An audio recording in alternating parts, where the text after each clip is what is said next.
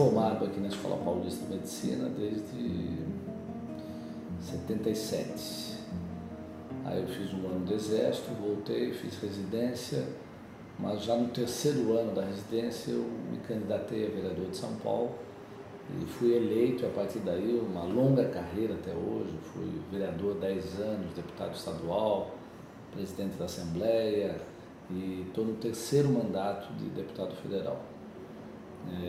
Depois de ter sido secretário do município, secretário do Estado de São Paulo, no governo Mário Covas, no governo Serra, um período bastante longo. E na metade desse período eu voltei à medicina, pensei em parar a política, voltar à medicina, mas foi um período muito curto, a política me atraiu de novo. E foi muito interessante porque eu fui à política por imaginar que através dela eu poderia fazer mais pela saúde, pela população, do que eu poderia fazer no consultório ou mesmo num hospital.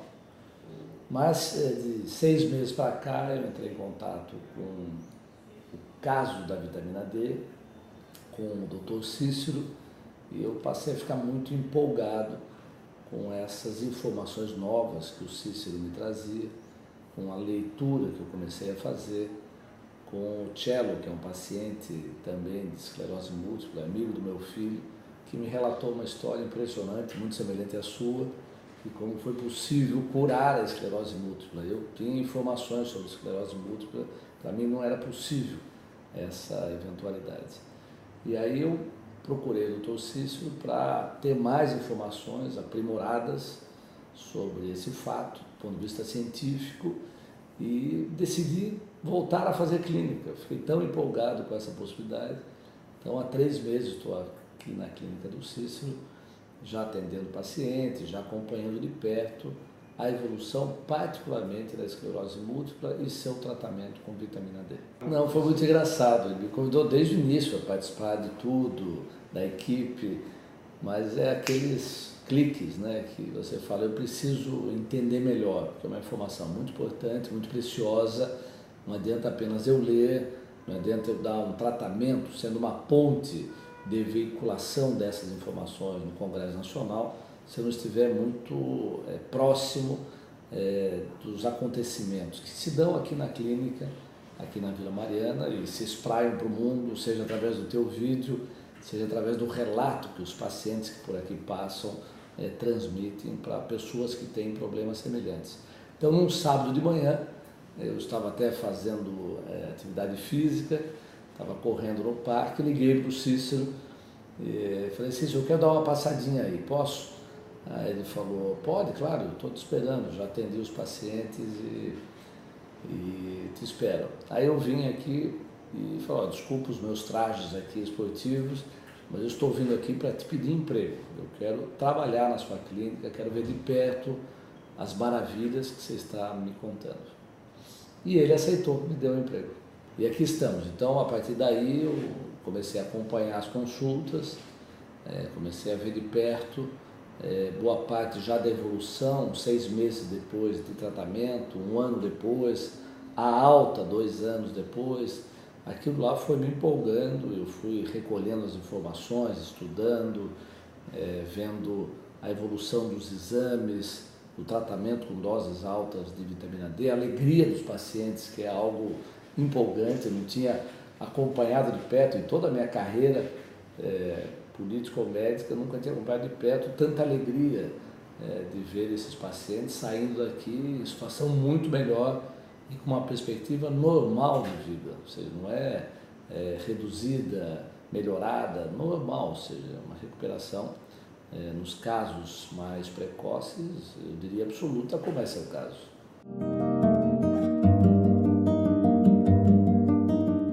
Você veja, eu fui fazer política numa visão revolucionária. Eu vivi um período forte da história política do Brasil, onde a ditadura militar que mandava, vivi todo esse período. Em 64 eu tinha 10 anos, eu já acompanhava as marchas da família pela liberdade, que era um movimento da sociedade de apoio aos militares, de apoio à ditadura. Eu cresci jovem, vivendo esse período sem liberdade, sem democracia, sem participação, e entrei na luta política para conquistar um país moderno e livre. Então, essa palavra revolução é uma palavra que está na minha cabeça o tempo todo, fez parte de toda a minha vida política e pública.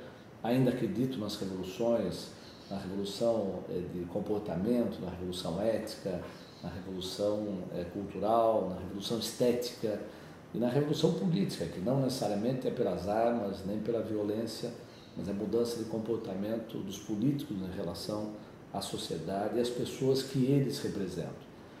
Estou participando da criação de um novo partido que tem exatamente esses princípios da sustentabilidade e da ética. Então, revolução para mim é uma coisa muito forte, uma palavra muito forte na minha cabeça, na minha história.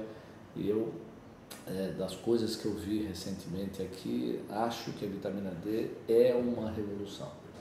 Pode ser um fato de virada do tratamento, da compreensão do metabolismo celular, que há muito tempo eu não via tanta perspectiva, e por isso talvez tenha sido tão dificultada. Ela é muito barata e são fatores talvez inibidores da vinda dessa revolução, que apesar de tudo está por chegar. Eu já estou tratando de alguns deputados federais, tenho dito essa relação pessoal que nós temos, de que eles têm que tomar a vitamina D.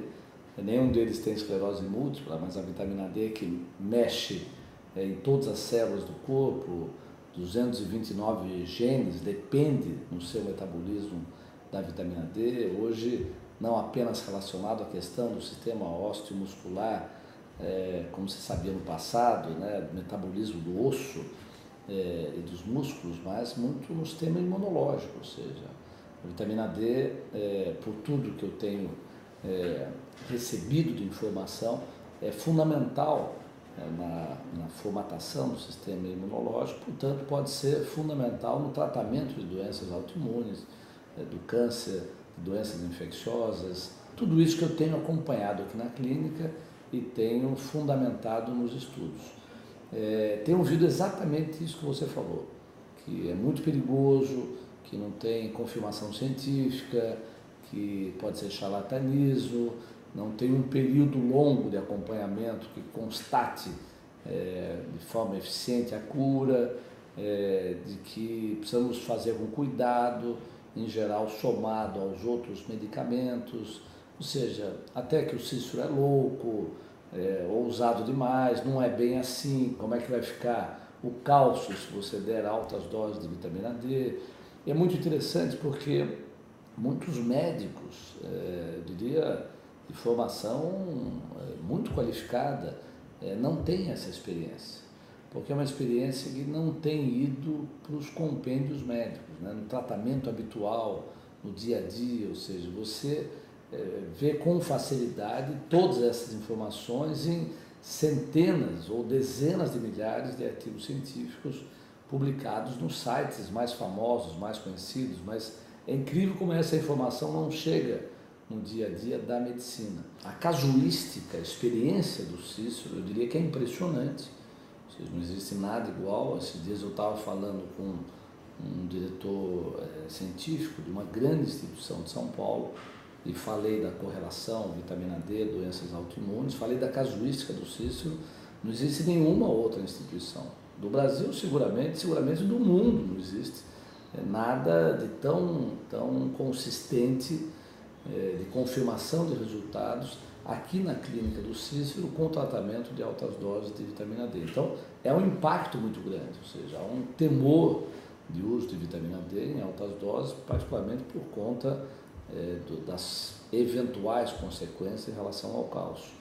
Mas o Cícero, na verdade, ele construiu uma balança que permite que altas doses sejam utilizadas, altas doses, eu diria, quase inacreditáveis, em alguns casos, para a absoluta maioria dos médicos que têm uma boa formação e que, portanto, impede a utilização já no dia a dia da clínica médica no Brasil e no mundo. Ou seja, são dados muito preciosos e muito preciosos os resultados. Você é um exemplo disso, eu já conheço vários, e como a remissão é absoluta e quem tem esclerose múltipla, seguramente outras doenças autoimunes, elas elas passam a ter uma vida normal. Ou seja, isso é um impacto muito grande no conhecimento científico, impacto muito grande nos custos da medicina, particularmente nos sistemas públicos, porque essas doenças têm um custo que só o serviço público pode bancar. Então, estão na lista do tratamento do Sistema Único de Saúde, de secretarias de Estado da Saúde, que bancam milhões ou bilhões no tratamento de doenças que, boa parte, poderiam ser substituídas por vitamina D e os complexos vitamínicos que normalmente o CIS utiliza para compor essa cesta de medicamentos quase todos naturais para que a doença possa ser tratada. Então, são impactos, eu diria, do ponto de vista pessoal, humano, científico, relevantes, mas do ponto de vista dos impactos em custos no sistema de saúde, eu diria extraordinários e, portanto, componha a resposta à sua pergunta de que efetivamente pode ser uma grande revolução.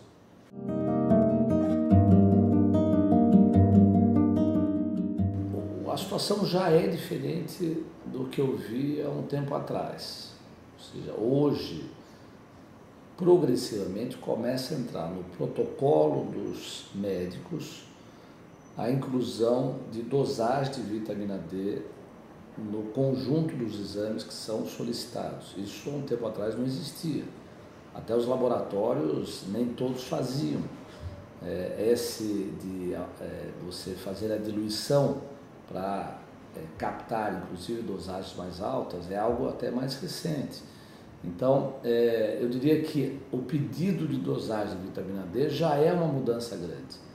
Conversando com outro médico no Instituto aqui de São Paulo, há um ano atrás havia 1.000 pedidos de exame de dosagem de vitamina D por ano nesse grande hospital. Hoje são 50.000, o que mostra que os médicos já começam a incorporar essa informação.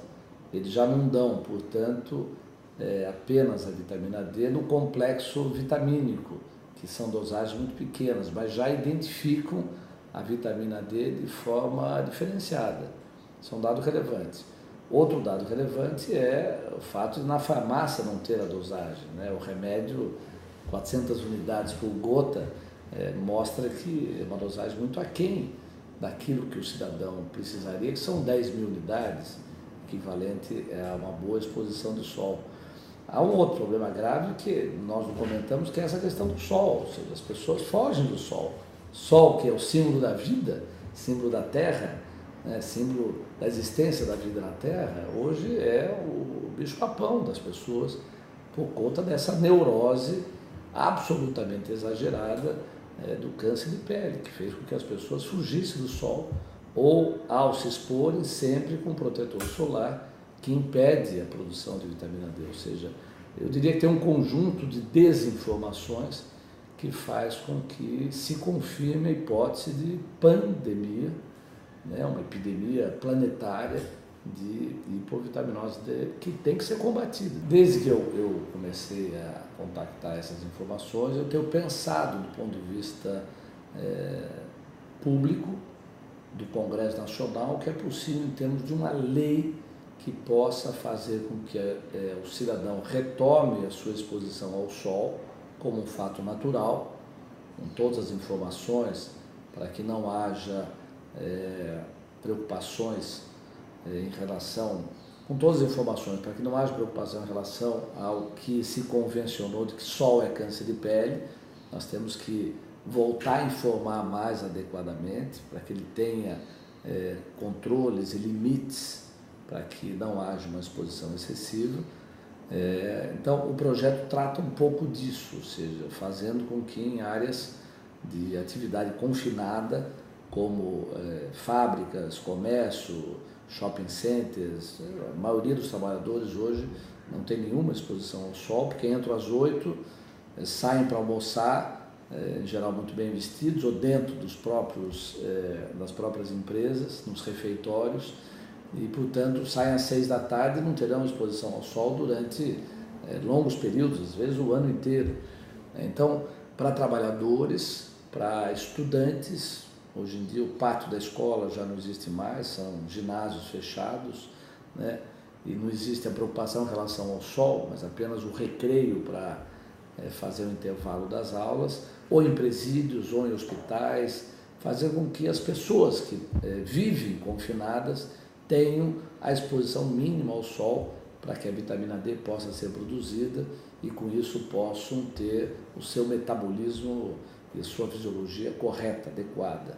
O projeto trata um pouco dessa matéria e também um esforço de introduzir num alimento, por exemplo, o leite, que me parece o mais adequado, doses de vitamina D que complementaria essa exposição ou não ao sol. O projeto tem tratado disso. Eu até pensei em fazer uma emenda à Constituição brasileira no começo da minha empolgação, dizendo que o brasileiro tem direito ao sol, né? Coisa que parece que nós não temos mais direito.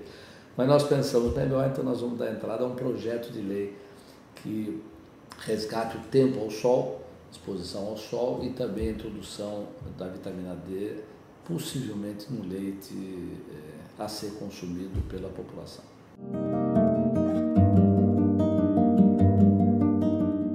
Bom, você me pergunta como resolver esses problemas, né? Como é que será o processo. Então, eu estava lhe dizendo que começa a acontecer, os médicos começam a solicitar exames, dosagens, portanto, vão começar a receitar a vitamina D, na minha avaliação ainda em dosagens baixas. Os médicos ainda estão testando esse novo fato, essa nova experiência. Claro, não contém ainda a experiência de altas dosagens que o Dr. Cícero tem, mas o Dr. Cícero também está começando a treinar médicos nessa nova perspectiva. E é muito provável que, apesar de todo o esforço de um setor econômico que não gostaria de ver a vitamina D substituir os imunossupressores, os interferons, esses remédios têm sido muito pesquisados pela indústria farmacêutica e custam bilhões para a sociedade humana, é muito provável que essa informação da vitamina D ela é tão forte que inexoravelmente ela vai banhar a comunidade científica, a medicina, os pacientes que hoje têm, através das redes sociais, um papel relevante. Eu diria que boa parte daquilo que o Cícero vem fazendo, convencendo outros colegas, mas também os pacientes que veem concretamente os seus resultados, espalham essa informação pelas redes. Nós temos atendido aqui pacientes, eu estou aqui há 3 meses, já atendi pacientes do Peru, da Argentina, da Itália, semana passada dos Estados Unidos. Uma senhora veio dos Estados Unidos aqui, mora em Phoenix, demorou 3 dias para chegar, parou em Miami, chegou aqui sem consulta marcada, desesperada, porque queria fazer isso.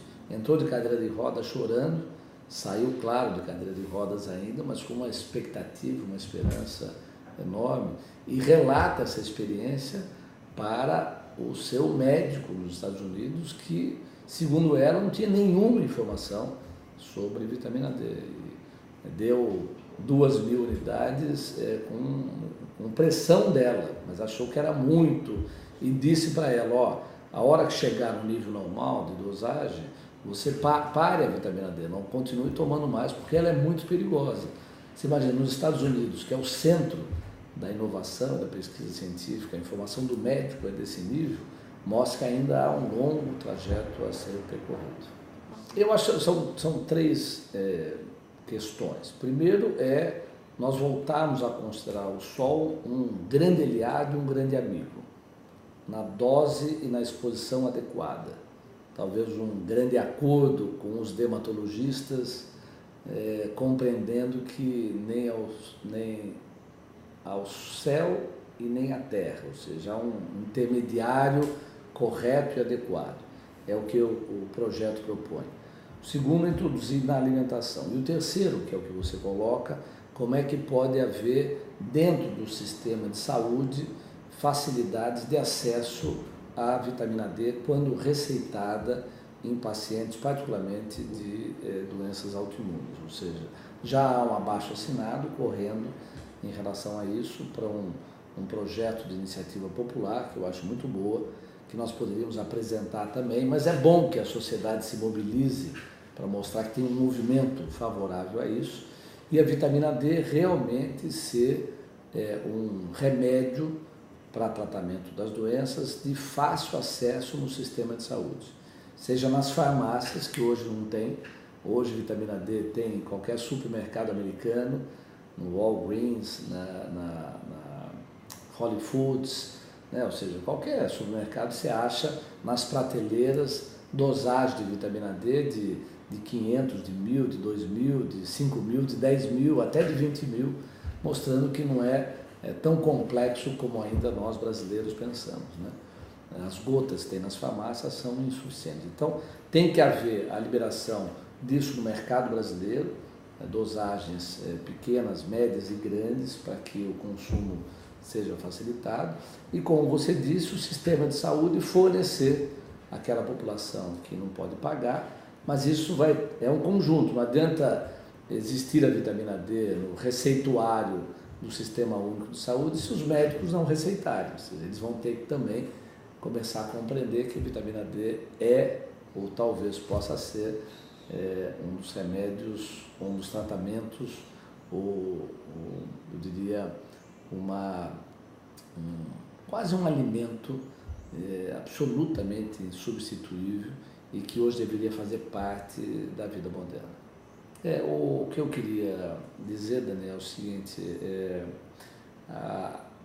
o tratamento da vitamina D, a nova compreensão da vitamina D, é muito semelhante a outros fatos da história da medicina. Eu queria lembrar O Óleo de Lorenzo, um filme inesquecível, me lembro de ter chorado muito quando eu assisti, outros filmes semelhantes que eu assisti. Eu acho que nós estamos num limiar de um acontecimento histórico para a humanidade, histórico. A vitamina D, na minha avaliação, está vindo para ficar, está vindo para alterar profundamente a compreensão daquilo que no passado era tratado de vitamina, mas hoje nós sabemos que é um hormônio, um pré-hormônio, que é fundamental para a vida e só poderia ser, ou seja, se a natureza construir um elemento químico, orgânico, humano, que é sentido pelos animais, que vão em busca do sol para poder ter a sua saúde instintiva, intuitiva, é muito provável que essa construção extraordinária do corpo humano não poderia existir sem a presença do sol. Ou seja, isso é o que traz de novo, que mostra que a vida é muito mais natural. A vida é o ar livre, é o convívio humano nas praças, nos parques, as pessoas se exercitando. A atividade física hoje poderia reduzir muito a incidência de muitas doenças e as pessoas deixaram de fazê-lo. 2,5% apenas da população brasileira pratica atividade física regular. Nos Estados Unidos são 10%. Nós estamos apresentando um projeto também de um programa nacional de atividade física para todos. Você vê que a vida ela é muito mais simples do que se imagina. Se nós comêssemos direito, vivêssemos ao ar livre direito, exercitássemos direito, muito provável que uma quantidade gigantesca de doenças não existisse, inclusive aquelas de aspecto psicológico, a depressão, a esquizofrenia, a síndrome do pânico, doenças da modernidade que a volta à vida normal e saudável pode, se não acabar, pelo menos reduzir. Viva a vitamina D!